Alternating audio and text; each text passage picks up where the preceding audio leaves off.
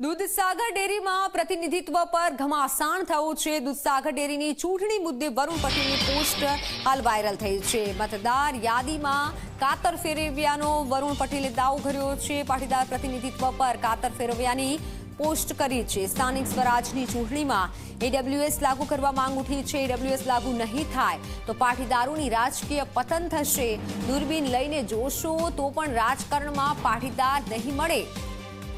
ચેતરમાં જ મહેસાણા દૂધસાગર ડેરીની ચૂંટણીના મતદાર યાદીને લઈને પાટીદાર નેતા વરુણ પટેલે ગંભીર ચિંતા વ્યક્ત કરતી ફેસબુક પોસ્ટથી રાજનીતિમાં ગરબાઓ લાવી દીધો। આ પોસ્ટમાં તેમણે સ્પષ્ટપણે જણાવ્યું કે દૂધસાગર ડેરીના મતદારોની યાદી પ્રમાણે પાટીદાર પ્રતિનિધિત્વ પર કાતર ફેરવવામાં આવી છે। મહેસાણા દૂધસાગર ડેરીના મતદાર લિસ્ટમાં પાટીદાર પ્રતિનિધિત્વ ઘટાડવામાં આવ્યું હોવાનો પણ આક્ષેપ કર્યો છે। આ સિવાય સહકારી ક્ષેત્રમાં પાટીદાર સમાજના રાજકીય વર્ચસ્વ પણ ઘટી રહ્યું છે। સ્થાનિક સ્વરાજની ચૂંટણીઓ પહેલા ઈડબ્લ્યુએસ જોગવાઈઓ લાગુ ન થવાથી રાજકીય નુકસાન થવાની પણ વાત કરી છે। વધુમાં તેમણે લખ્યું છે કે જો આ વલણ ચાલુ રહેશે તો રાજકારણમાંથી પાટીદારોનું સંપૂર્ણ રીતે પતન થઈ જશે। વરુણ પટેલની આ પોસ્ટે પાટીદારોમાં ગરમાવો લાવી દીધો છે।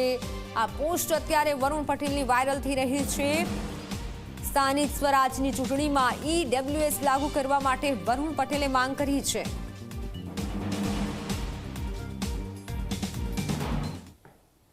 ઈડબ્લ્યુએસ પર વરુણ પટેલ બાદ બોલ્યા છે હવે અલ્પેશ કથિરિયા। જી હા, ઈડબ્લ્યુએસ નહીં મળે તો પાટીદાર રાજકારણનો અંત આવશે। વરુણ પટેલના નિવેદનનું કથિરિયાએ સમર્થન કર્યું છે। વરુણ પટેલે ઈડબ્લ્યુએસ લાગુ કરવાની માંગ કરી છે તો દૂધસાગર ડેરીની ચૂંટણી મામલે રોષ પણ વ્યક્ત કર્યો છે। સહકારી ક્ષેત્રે પાટીદારોનો રાજકીય પ્રકાશ જોવા મળ્યો છે અને સાથે વરુણ પટેલની વાતને સમર્થન પણ આપ્યું છે।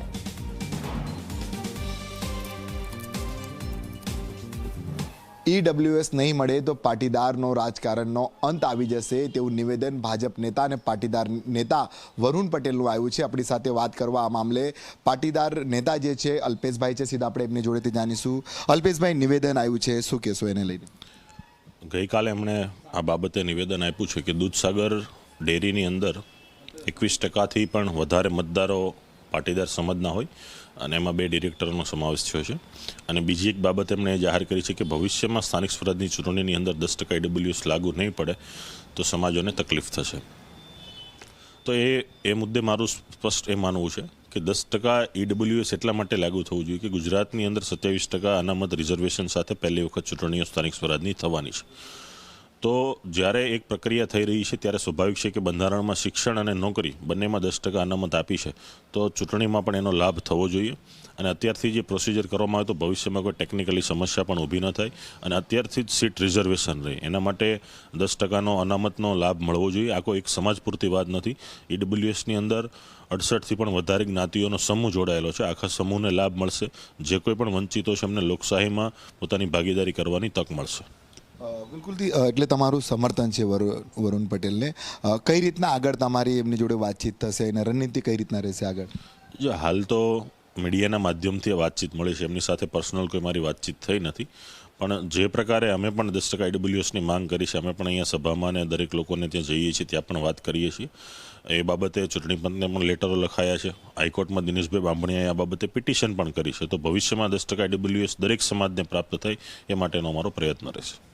અલ્પેશભાઈની કઈ રણનીતિ રહેશે ખરા? હવે આજે રીતના હવે મુદ્દો આવી રહ્યો છે અને ઇલેક્શન પણ છે આગામી દિવસોમાં, જોઈએ છીએ। હજી અત્યારે એસઆઈઆરની કામગીરી ચાલે છે। ચૂંટણી પંચ એમાં શું કરે છે, હાઈકોર્ટની અંદર પોતાનો શું એફિડેવિટ જમા કરાવે છે, ચૂંટણી પંચનો શું રૂખ છે અને એમાં શું દિશા નિર્દેશ પ્રાપ્ત થાય છે। ભવિષ્યમાં જે પ્રકારે જ્યાં પણ લડાઈ લડવાની થશે લડી અને સમાજને કંઈ પ્રાપ્ત થાય માટેના પ્રયાસ કરશું।